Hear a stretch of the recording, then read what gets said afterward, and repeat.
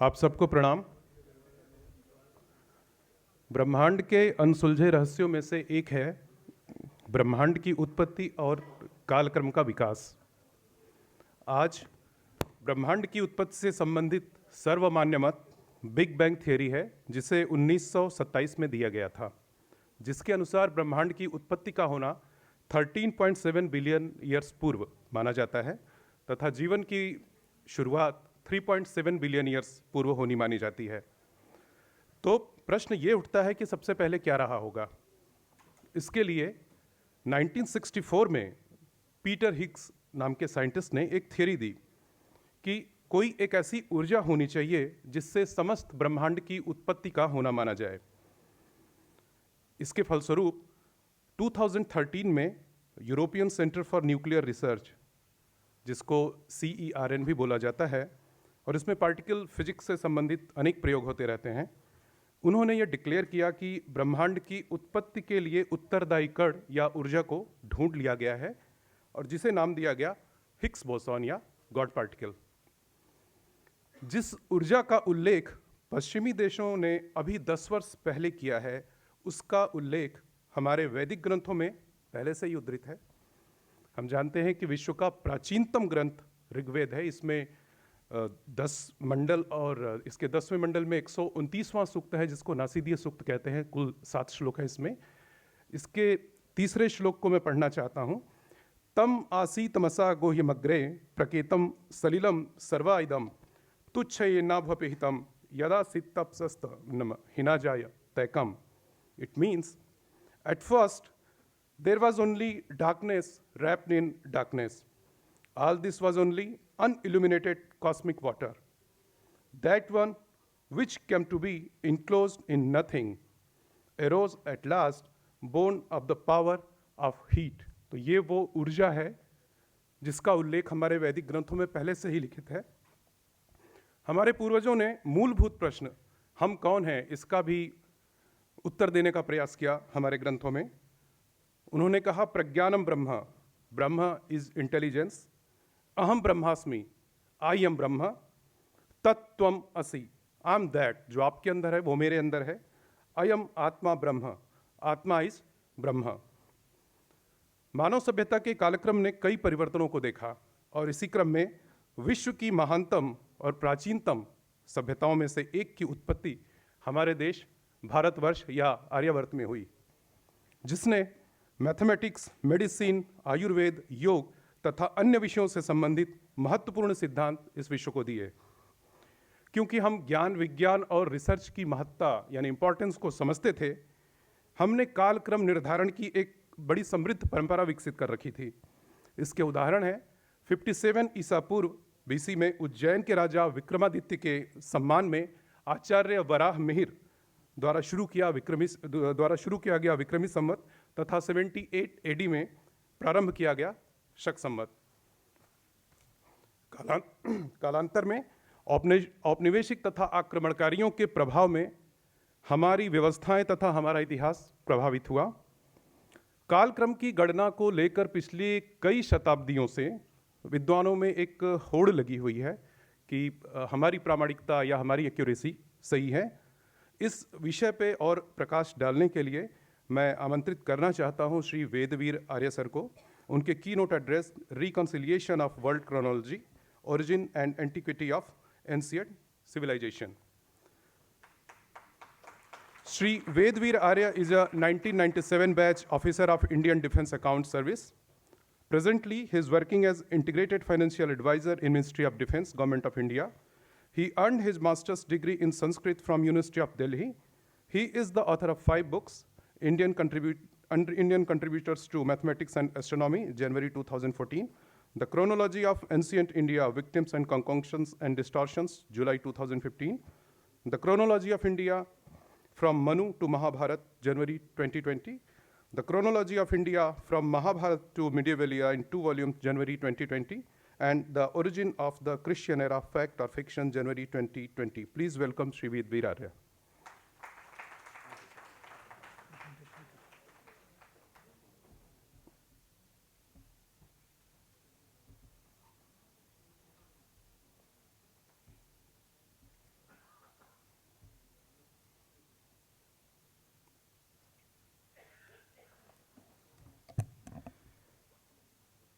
Sabhayai Namaha.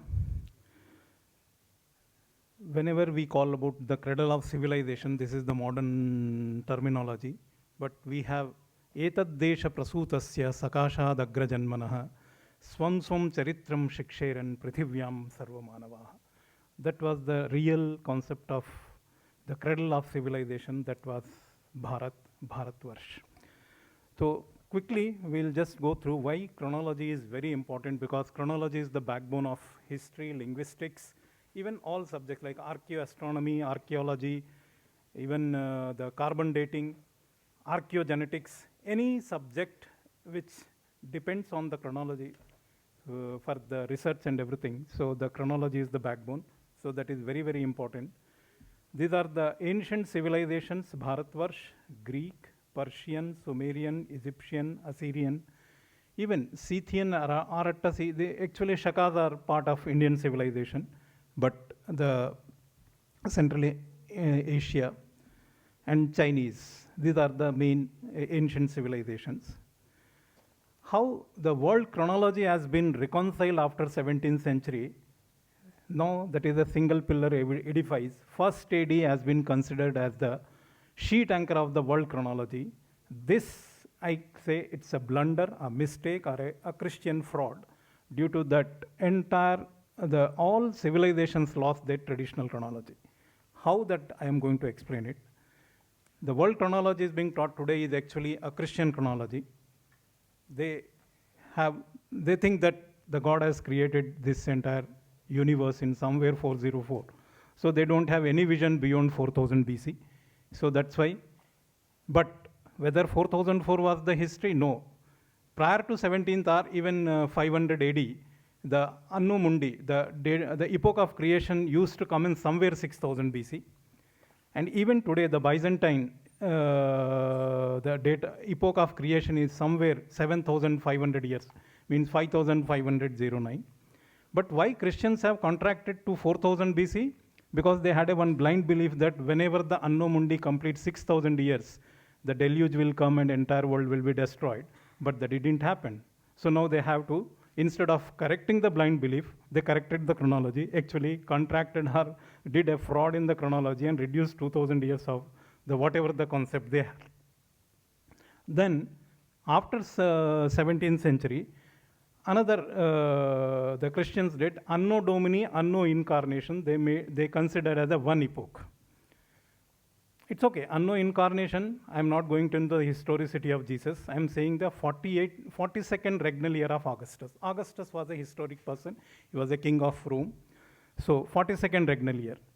Now, Anno Domini, it's just Easter calculus introduced by Dionysius Exiguus. Now, Dionysius Exiguus, he equated Anno Diocletian. The Diocletian era 249 was equal to Anno Domini 533. Okay, but the same Dionysius Exiguus, he wrote a letter to Petronius, and he is actually writing the Anno Incarnation date as 802. It means he himself has never said Anno Domini is equal to Anno Incarnation. It means the birth, Jesus' birth. So it is true, it is not identical, but it's a mistake they considered Anno Domini and Anno Incarnation is equal. Now, these are the two blunders committed by the Christian historians. That's why I reject that first AD does not deserve to be sheet anchor of world chronology. Why? Because the Exiguus never ever claimed that Anno Incarnation is equal to Anno Domini. So that is the first blunder. Second, what they did, Diocletian era, Martyrs era, both were two different epochs. Even some papyrus documents in Egypt, they have both dates mentioned differently. So actually, the Diocletian era, Martyrs era has been considered as identical. These are the error. And I don't know whether you have ever heard of Anno confusion. That in the Rome, when the Julian calendar was introduced, since they were following lunisolar calendar, they are not able to find out when the full moon, Purnima kab hai, Amavasya kab hai, kuch pata nahi chal raha tha, so that's why they called it Anno confusion. So these same Christians created a lot of confusion in the chronology after 17th century. So let us explore what is our traditional chronology from the Bharatvarsh first. I have, while exploring the antiquity of Indian civilization, I have relied on more archaeoastronomy, that is the Pre Siddhanthik calendar and Siddhantic calendar. Our Siddhantic calendar has more than almost 13,500 to 6,700 BC. That is the Vedanga Jyotisha calendar. 6, 7, 7, 8 onwards, we are following the Surya Siddhanta. How that is, I'm just going to show you one small clip. Observe a rare conjunction of the Sun, Moon, and all planets, except their nodes and axes were in conjunction in Aries, Mesha, on new moon day of Chaitra month at the end of the 28th Krita Yuga. Software simulations using the JPL Horizons ephemeris system established that such conjunction on Chaitra Shukla Pratipada occurred only once in the last 16,000 years. That is, on 22nd February 6778 BCE. Evidently, Mayasura had personally observed this conjunction in 6778 BCE and referred to this conjunction as an epoch for his Surya Siddhantha. In the 57th verse of chapter 1, Vishada means that Sun was in the first degree of Aries, and Madhyagataha means Sun was in the middle of this conjunction of planets. The simulation shows that Venus, Saturn, and Moon were located east of the Sun, whereas Mercury, Mars, and Jupiter were located west of the Sun. The Sun was in the first degree of Aries and in the middle of this 26-degree conjunction of all planets. The conjunction perfectly matches with the description given in the Surya Siddhanta. This rare conjunction occurred only once in the last 16,000 years. This establishes that Mayasura wrote Surya Siddhanta in 6778 BCE, and the calendar of Surya Siddhanta completes 8,800 years in the year 2022. Prior to So this is the Asmin Kritayugasyante Sarve Madhyagatagraha. This is the epoch taken by the Mayasura, and it cannot be back calculated. If you are thinking that somebody, Indians astronomer back calculate, is impossible. Otherwise, he must know that delta T correction and the gravity related all effects on the mean motions and the motions of various planets. So it is actually personal observation, and this conjunction, because the conditions are Sun should be in the first degree of it, the 360 degree. So this is the, and all 5 planet conjunction can occur once in a 400 years or 500 years. So even you take some, because I didn't go into ice age, because in ice age there would be only one season, either harsh winter or mild winter. So civilizational evolution starts only when monsoons become regular in India, and southwest monsoon became regular in India only after 16,000 BC. So I have calculated after there is only one date possible, that is 22nd February 6778 BC, and that was the day was Sunday. This way, weekday also we have introduced to the world.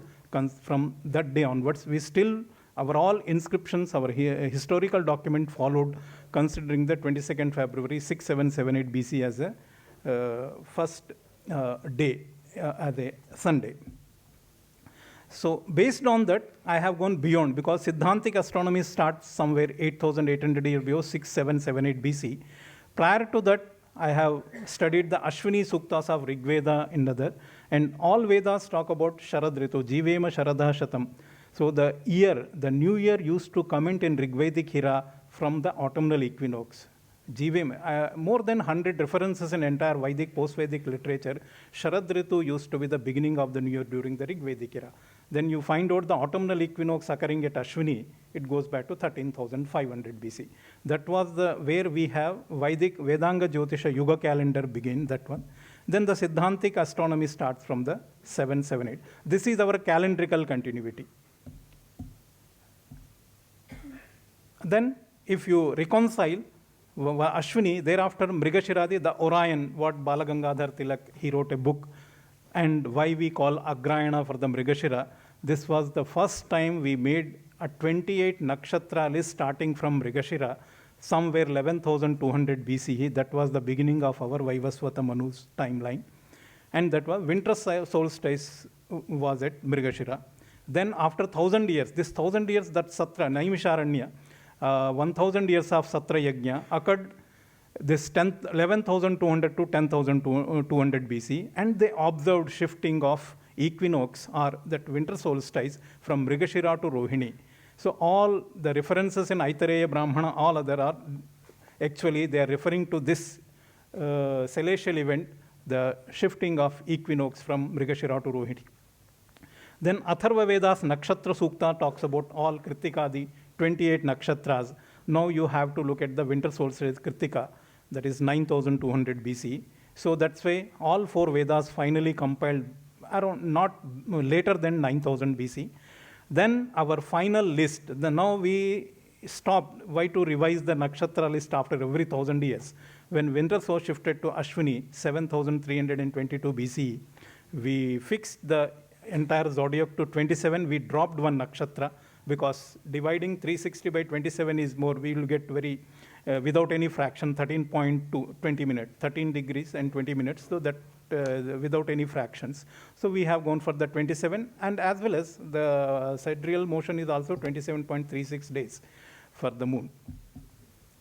And then it comes to the Mayasura. He said that no, we should not follow this 5-year based Yuga and having the intercalation. Let us go back to he introduced the Jovian cycle of 12 years. This is how our Kumbh Mela of 12 years, and we all intercalation based on 12 years started from Siddhantha Jyotisha.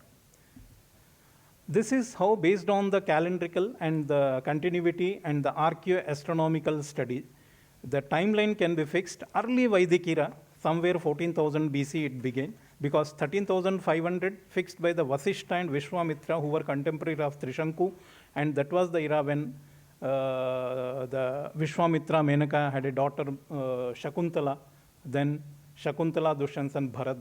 This is how our nation got the name of Bharatvarsh from there onwards. Then finally, the Vedas were compiled somewhere 11,000 to 10,500 BC. Thereafter, the Yuga. Yuga, actually, it's a cycle in a calendar. It's not anything, some celestial event or I'm not going into those details, how the Yuga cycles have been enlarged. Because after introduction of Siddhanta Jyotisha, the rishis needed a longer Yuga. So that's why they took 12 as a unit, so there's a 1200. Then thereafter enlarged to 12,000. Thereafter, they multiplied 12,000 by 360. That become 43 lakhs 20,000 as a lot, Chatur Yuga. But those are astronomical cycles. We made it to have an accurate calculations in the calendar. But our historical timeline is up to Siddhantik Jyotisha. We followed 5-year Yuga and 20-year Chatur Yuga. After that, we followed 1200 Yuga. That's why Treta Yuga has only 1200 years. So Ramayana occurred somewhere 5, 6, 7, 70, because last century of Treta Yuga, you have to fix the first in your calendrical continuity and fix the timeline. And exactly if you do the sea level simulations, the Sri Lanka was not even an island if you go back to 6,000 BC or 6,500 BC. After 6,200 BC, due to the meltwater pulse 1C, the sea level suddenly rose 7 to 8 meters. That time, the area between Dhanushkodi and Talaimanar started submerged by sea during high tide. During Ramayana period, the Ramasena, the Vanarsena, they just land filling. They just fill with the rocks or mud or even sand or trees. So they just raise the land level by 1 meter, so that they can have the land route to the Sri Lanka, because strategically they needed, they're invading the Sri Lanka. You have to have a logistic support from Rameshwaram. And the Mahabharata is the Dwapara Yuga at 2,400 years, because the Yuga cycle has been enhanced to 12,000 and the differential duration. So this is then the Kali Yuga is still continuing, because again our Yuga cycles have been revised to 43 lakhs 20,000 years. That's why Kali Yuga is still continuing. And we'll go to this is the one calendrical continuity evidence, archaeo-astronomical evidence. Now let us go to the total purely the sea level rise related evidence in the Tamil history. Tamil history taught 3 Sangam period. The entire chronology has been given by the Nakkirar in his commentary written on Irayana Ragapporal. First Sangam period, the Rishi Agastya, who wrote Vedic Suktas as well as the Tamil grammar, Agasthyam, he flourished around 11,226. That is the exact timeline what actually has been recorded in the Tamil history. So this 4,400 years, that time Pandyans had their capital, Ten Madurai. That was the old Madurai. And around 6,800 BCE, the Ten Madurai was submerged by sea. Now Pandya shifted their capital to Kavatapuram. That's why this 3,700 years, the Kavatapuram was the capital. And Ramayana, Valmiki Ramayana mentions Kavatapuram as the Pandyan capital. That's why the Ramayana era has to be fixed during the second Sangam period. Pandyam, Kavate, the Sugriva actually giving the direction to the Vanarasena to while searching Sita. So at that time, he's actually mentioning the Kavatapuram as the capital of Pandyans. So then third Sangam period, when the Pandyan capital was shifted to the modern Madurai. This is how total 10,000 years of history of Pandyans, starting from Rishi Agastya to till the end of third Sangam period. Modern historians just fix this ending of third Sangam somewhere 1st century BC, 1st AD. That is a totally another chronological error in dating of Buddha, 1308 years. That's why you may be finding the difference of the 1300 years. Then one more Sukta in Rigveda, Ashva Sukta. It is very interesting. It is talking about 34 ribs of Ashwa. The Trimshad Vajino Deva Bandhor Vakri Rashvasya Swadhitis Samiti. So it is actually talking about an Ashwa having 34 ribs. But whatever the Central Asian horses are 36 ribs. And Hiranyashringa. I don't know whether unicorn, all Greek historians mention that unicorn was found only in India. Many Greek historians have mentioned.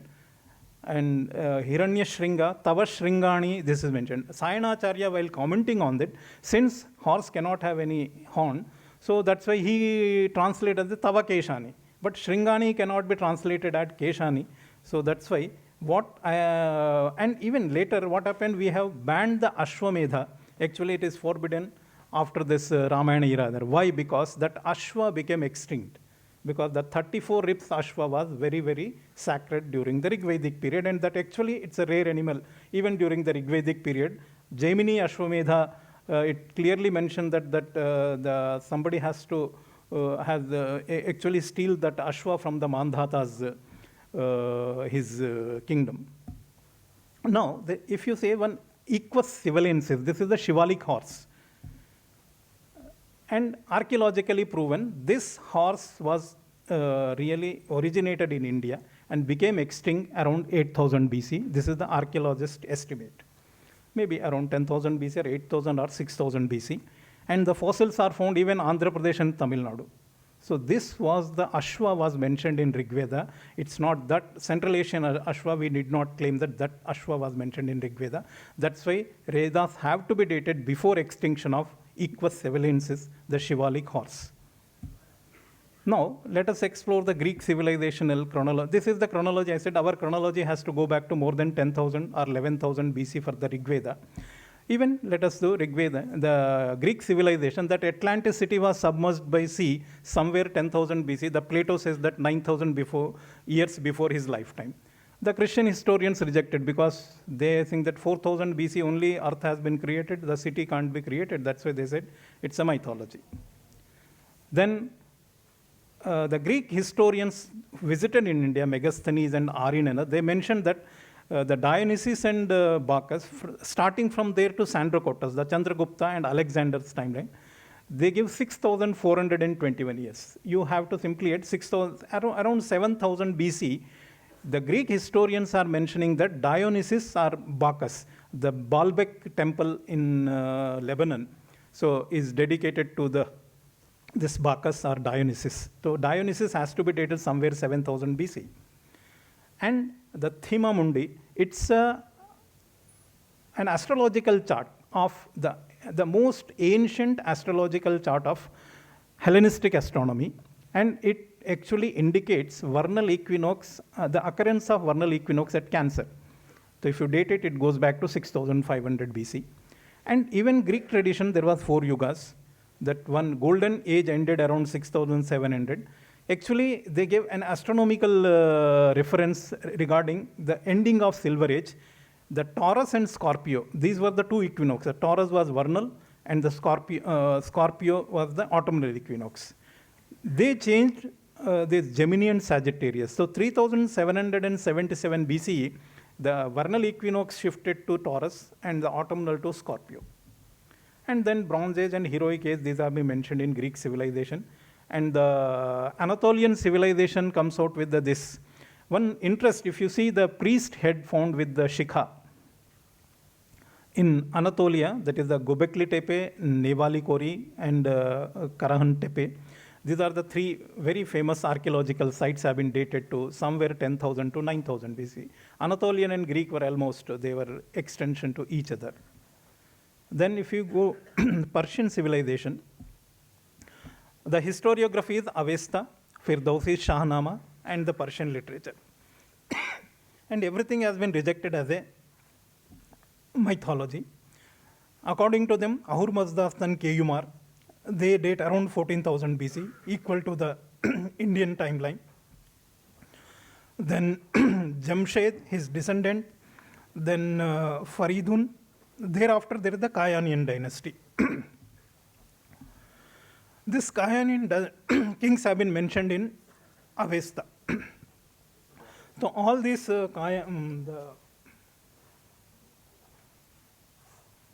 this Kayanian dynasties have been mentioned in the Avesta, but the modern historians never, because they can't be dated. That's why they simply rejected entire chronology of Persia. Right now, before Achaemenid Empire, there is nothing. Persia never existed as per there. Either Sumerians or Babylonians have ruled over the Persia. But present history, we don't have any trace of Zoroastrianism before Achaemenid Empire. Why? Because we have rejected the chronology. But as per the Greek tradition, Zarathustra, one who wrote actually compiled the entire Avesta, he lived around 7000 BC. It is actually 6,000 years before Plato or other. They gave that. There is another Zarathustra too. He lived 100 years before Achaemenid Empire, who actually revived the Zoroastrianism. He didn't compile. So this is the difference. And then Aratta kings. Arattas are well known. I will explain who are Arattas. There is a mention in Bodhayana Shrota Sutra, even Mahabharata also. Arattas were and Scythians, both were lived together and probably they have a common origin. And the one Aratta king actually defeated the Persian king and extended it. That Ariana mentioned, that area was actually, and today Iran got the name also from Arattas only. And the Iranian legends, king actually celebrated Nowruz around 2000 years before.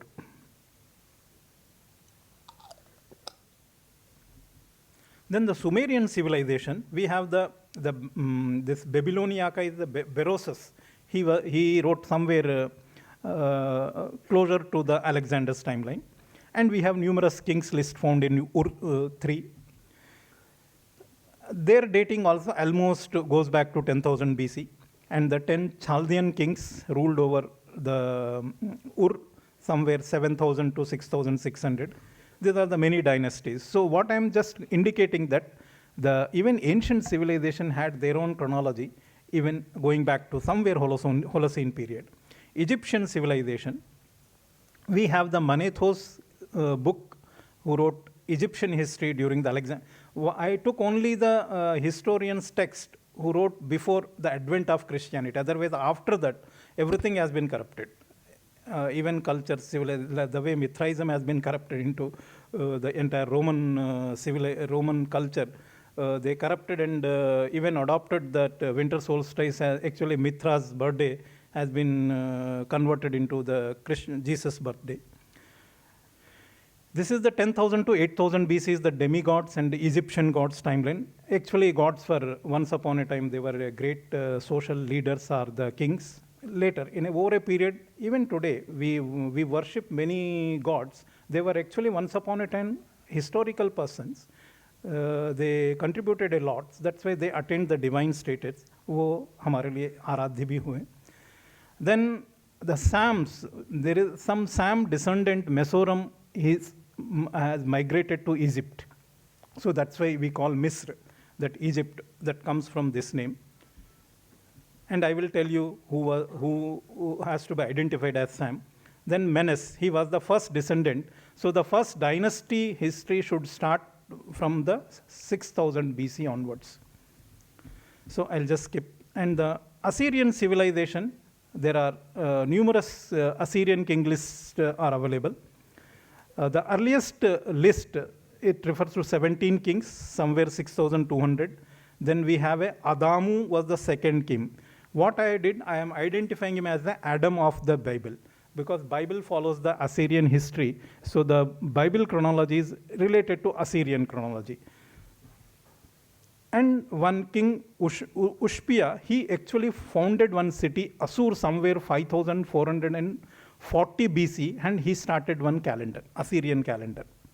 So this is how, this is the Assyrian chronology also goes back to beyond 6000 BC. And Scythia, and these are actually Shakas and Arattas, they started migrating from India and the eastern Iran to East Europe. So their civilization has its own chronology, and naturally during the Avestan time, Arattas and Shakas actually defeated the Persians and they took over northern Persia. This is the history of the Scythians. And there is a book, Tarikh-e-Sistan, that is even today available. And it talks about that one Gurshasp, he founded one capital, Zaran, 400 years before the birth of Muhammad, Prophet Muhammad. So the chronological history was always beyond 4000 BC. Chinese civilization, this is a Shiben, it is the earliest Chinese text. It gives, Chinese history starts only around closer to 4000 BC. And Yellow Emperor, and Yellow Emperor's grandson was probably a contemporary of Yudhishthira, the Mahabharata. And Mahabharata talks about that the Chinese kings sent tribute or presents or some gifts to Yudhishthira. So from Aratta in the west and up to Chinese in the east, that was the influence of the Indian civilization that time. And now I'm actually, it's a provocative heading, but it's true, literally. We just study the history written by the historian before the advent of Christianity and the historians who wrote about history after Christianity. There is a huge difference in the chronology. Why? Because these are the four, Herodotus, Hecataeus, Manetho, Berosus. These are the historians who wrote the world history before the advent of Christianity. All civilization followed their own chronology, because reconciliation of world chronology was not our that time, because every civilization followed their own chronology. They never tried to reconcile at that time. And the problem was Bible, because you have to reconcile Egyptian, because Egyptian kings have been mentioned, Sumerians, and the Assyrian kings. So they have to reconcile the chronology. Now what they did, the Sam was the ancestor of Menes. What they did, no, he is not a Sam, he is a Ham, son of No, because they know only No from the Bible. Since they rejected the entire Persian history, actually Sam was a Persian, and his descendant they migrated to Egyptian. In a way, I can say extension of Persian civilization to Egypt. And this event occurred somewhere 8000 to 7000 BC, that Mesoram, the descendant of Sam, he migrated to Egypt, and that actually the Menes was the first king of Egypt who founded first dynasty. So we can say Persian, extension of Persian civilization. Then another thing, the Sumerian flood has been mistakenly identified as a biblical flood. Every flood is limited to its own geography. Like Manu, the flood during the Manu flood is related to the Indian chronology. You can't fix Manu's flood in the biblical chronology. Similarly, Sumerian flood is nothing to do with the biblical flood. The Persian Gulf was very fertile land. It was not a gulf if you go back to 8000 BC. That was a Actually, all the Iraqi rivers used to come. It's a good delta region and very excellent place for the agriculture. But after 8000 BC, due to rise of the sea level entered that area. Then the people who were living that area, they migrated to the Iraq and they founded the Sumerian civilization. So I will tell you who were they. But instead of identifying this biblical flood occurred somewhere 3000 BC or 3500 BC, that was only the river flood of the Iraq. So the problem is, again, the problem is with the European academicians, they were by birth Christians. They were faithful academicians. The problem is with that one. So we have to actually get out of this hypnotic influence of the Christian chronology. And actually the biblical chronology is only the chronology of Assyrians. And Adamu, the second king, and he had one is Eve and another wife. Ejidis actually claim their descent from another wife of Adam. And what happened after 200, 500 AD? Now 200 years have been they actually deleted. They shifted Anno Mundi from 5500 or 6000 to 4000 BC.